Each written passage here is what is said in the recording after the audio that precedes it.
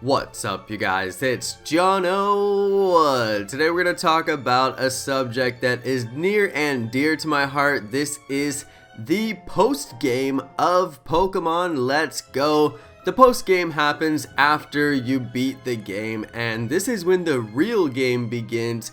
You can do all kinds of stuff like get a shiny charm, shiny hunt, and battle all of the master trainers for each Pokemon. There's all kinds of cool stuff to do, but one thing that you may find as you're battling your way through the post game, you may run out of money. You'll run out of money pretty quickly, and there's one really easy way to get it, so I wanted to make sure that you guys know what is the way to get the money in the game. Well, you're gonna end up in Cerulean Cave. This is the best place to farm for a couple of items. You will be able to find a Master Ball in this location, so you definitely want to farm for the Master Ball. You can get a lot of Master Balls in one day, but it's a very, very, very low % chance to get one, so you won't necessarily get one. But it's not like a bottle cap where you can only get one per day. This one you could technically get multiple per day, so that is possible. But you're going to be wanting to look more for the golden berries. Those golden berries are going to give you a ton of money. They're worth a bunch of money. They're actually worth more money than I think any other item in the game. I've struggled to find an item that is worth more than them, so we're going to cover that a little bit in this video as well.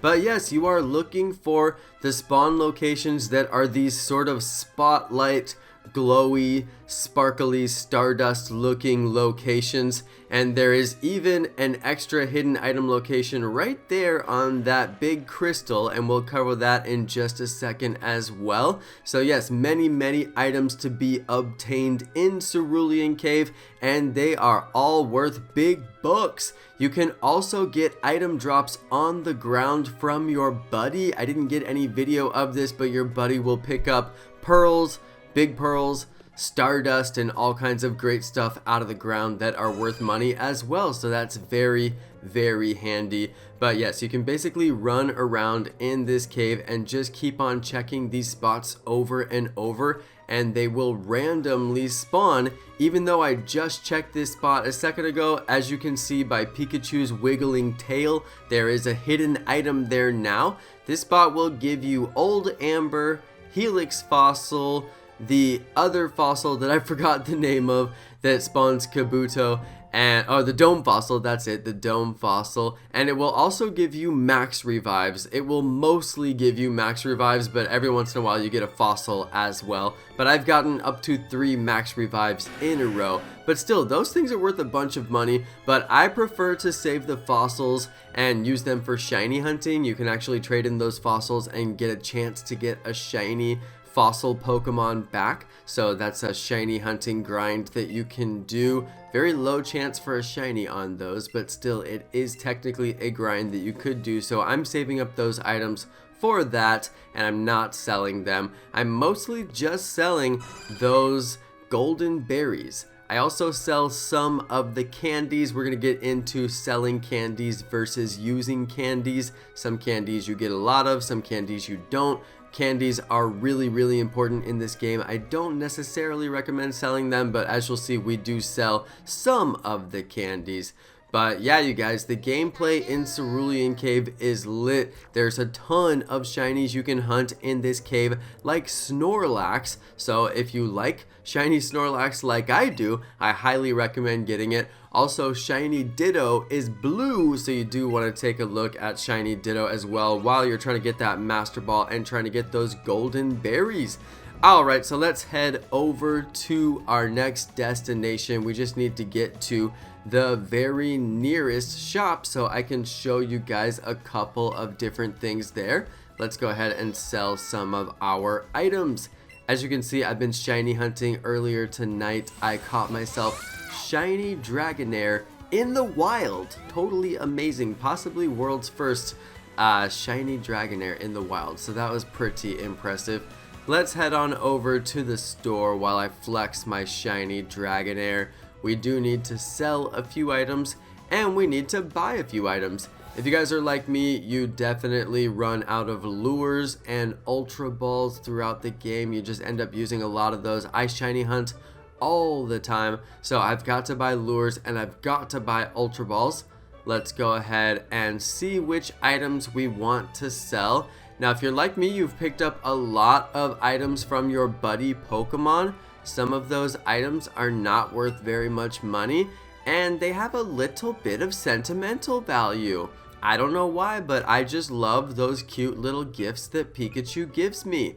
And I personally think that Pikachu is helping me build some kind of mystery invention, and I don't want to get rid of any of the stuff that he's giving me because I think that it might be useful to build something. He gave me a spring at one point, and I'm like, you know what? Pikachu's building something. Pikachu's like a little MacGyver, and he's about to put together something for me, and I'm just saving all the stuff that he's giving me. And plus, some of this stuff is mysterious, like the gold leaf. Like, what is that thing? I don't know. I can't bear to sell these things, and plus they're not worth the most money. The tropical shell seems to be worth the most at 1,000 Pokebucks, so it's really not worth that much money. Let's go look through some of our other items that are possibly worth selling.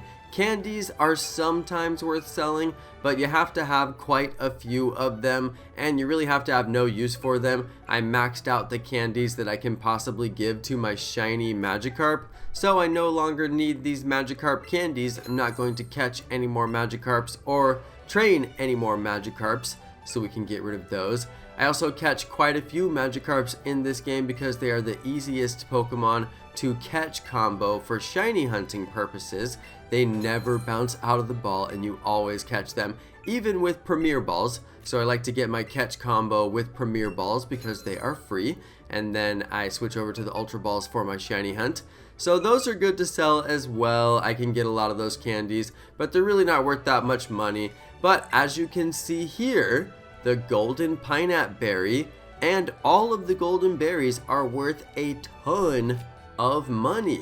You only need to sell 4 berries in order to work the fortune teller, who will give you a new nature for your Pokemon guaranteed until midnight that night, which I did use to get the correct nature on my shiny Mewtwo, my shiny Dragonair, and many other shiny catches. So you definitely need a lot of money in this game if you're gonna shiny hunt and get the correct nature, and that lady is gonna eat up 10,000 bucks every single day.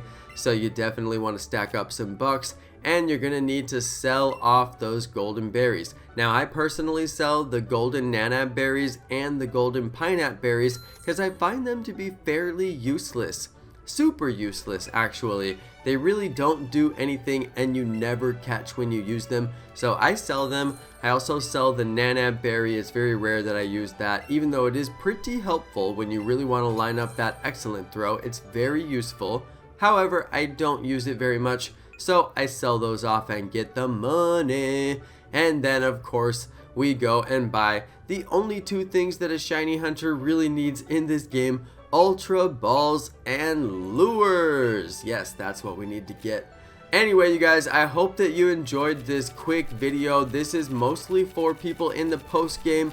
You cannot access Cerulean Cave until the post game when you've beat the game. However, you can get golden berries, and there are some places that will spawn 1 golden berry every single day. You have to walk by them with your buddy Pokemon out of the ball, and then they will notice that there is an item, and sometimes they are golden berries depending on which area that you're in, and you can look up a list of all of those areas if you really need to farm golden berries before the post game. But again, this is mostly a tutorial for the post game. And as you guys can see here, I did stock up on all of the items that I need, and I will be shiny hunting to my heart's content for the next week, and you can catch me on the live stream.